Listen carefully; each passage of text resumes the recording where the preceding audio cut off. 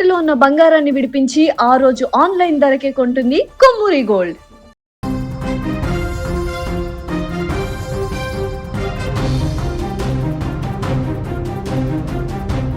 Hyderabad outer ring road సమీపంలో అర్ధరాత్రి తుపాకుల కలకలం రేగింది. వందలాది దొంగతనాలు, ఓ కానిస్టేబుల్ హత్య కేసులో మోస్ట్ వాంటెడ్గా ఉన్నటువంటి కరడుగట్టిన నేరస్తుడు భూష్మే శ్రీకాంత్ పోలీసుల కంటపడ్డాడు. నిన్న అర్ధరాత్రి అదుపులోకి తీసుకుందామని వెళ్ళినటువంటి పోలీసుల పైన కత్తితో దాడికి తెగబడ్డా దుండగుడు. పరిస్థితి చేయి దాటుతుందని గ్రహించినటువంటి కాకీలు ఆత్మరక్షణ కోసం వెంటనే తమ తుపాకీకి పని చెప్పారు. దీంతో శ్రీకాంత్ రెండు కాళ్ళల్లోకి బుల్లెట్లు దూసుకు వెళ్ళాయి. నిజానికి ఆంధ్రప్రదేశ్, తెలంగాణ రాష్ట్రాలలో భూష్మి శ్రీకాంత్ పేరు చెబితేనే పోలీసులు అలర్ట్ అవుతారు. పశ్చిమ గోదావరి జిల్లా నర్సాపూర్కు చెందిన ఈ శ్రీకాంత్ కేవలం చిన్న దొంగతనాలతో తన నేర చరిత్రను మొదలుపెట్టాడు. రాను రాను అత్యంత కరడుగట్టిన నేరస్తుడిగా మారాడు. ఏకంగా 300 వరకు ఆస్తి నేరాల కేసులు అతడి ఖాతాలో ఉన్నాయి. ముఖ్యంగా 2007లో ఏపీలో తనను పట్టుకునేందుకు వచ్చిన వేణుబాబు అనే కానిస్టేబుల్ను అత్యంత దారుణంగా చంపేసిన నెత్తుటి చరిత్ర శ్రీకాంత్కు ఉంది. అప్పటి నుంచి ఏమాత్రం చట్టమంటే భయం లేకుండా 2 రాష్ట్రాలలో తన అనుచరులతో కలిసి వరుస దొంగతనాలు చేస్తూ పోలీసుల కంటి మీద కునుకు లేకుండా చేస్తున్నాడు.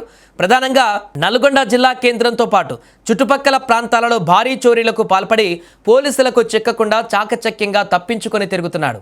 ఈ నేపథ్యంలోనే అతడు హైదరాబాద్ పరిసర ప్రాంతాలలో తలదాచుకున్నాడనేటువంటి పక్కా సమాచారంతో నల్గొండ సిసిఎస్ పోలీసులు రంగంలోకి దిగారు.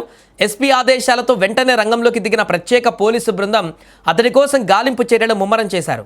పకడ్బందీగా నిఘా పెట్టినటువంటి కాకీలు శ్రీకాంత్ కదలికలను పసిగట్టారు. మంగళవారం అర్ధరాత్రి సమయంలో 12 గంటల ఆ సమయంలో అతడు ఒక DCM వాహనంలో ఇబ్రహీంపట్నం వైపు నుంచి బెంగళూరు వైపు వెళ్తున్నట్లుగా పోలీసులు గుర్తించారు. ఆదిపట్ల పోలీస్ స్టేషన్ పరిధిలోని outer ring road exit number 12 వద్ద వాహనాల తనిఖీలు చేస్తున్న సిసిఎస్ బృందం శ్రీకాంత్ వాహనాన్ని అడ్డగించింది.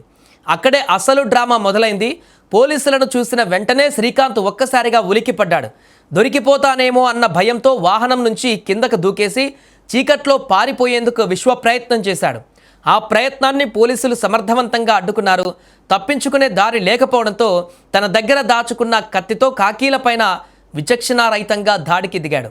పరిస్థితి క్షణక్షణానికి ఉద్రిక్తంగా మారడంతో పోలీసులు శ్రీకాంత్ను లొంగిపోవాలని పలుమార్లు హెచ్చరించారు. అతడు ఏమాత్రం కూడా వెనక్కి తగ్గకుండా ఇంకా మరింత రెచ్చిపోయి అక్కడ ఉన్నటువంటి పోలీసులపైనే కత్తితో విచక్షణారహితంగా దాడికి ప్రయత్నం చేశాడు. దీంతో తమ ప్రాణాలను రక్షించుకునేందుకు పోలీసులు ముందుగా గాల్లోకి 3 రౌండ్లు కాల్పులు జరిపారు. తుపాకీ శబ్దం విన్న శ్రీకాంత్ ఏమాత్రం బెదరలేదు. ఇంకా చేసేదేమీ లేక పోలీసులు టార్గెట్ మార్చారు. అతడి కాళ్లపైన గురిపెట్టి కాల్చారు. 2 కాళ్లలోకి బుల్లెట్లు దూసుకు వెళ్లడంతో శ్రీకాంత్ అక్కడికక్కడే కుప్పకూలిపోయాడు.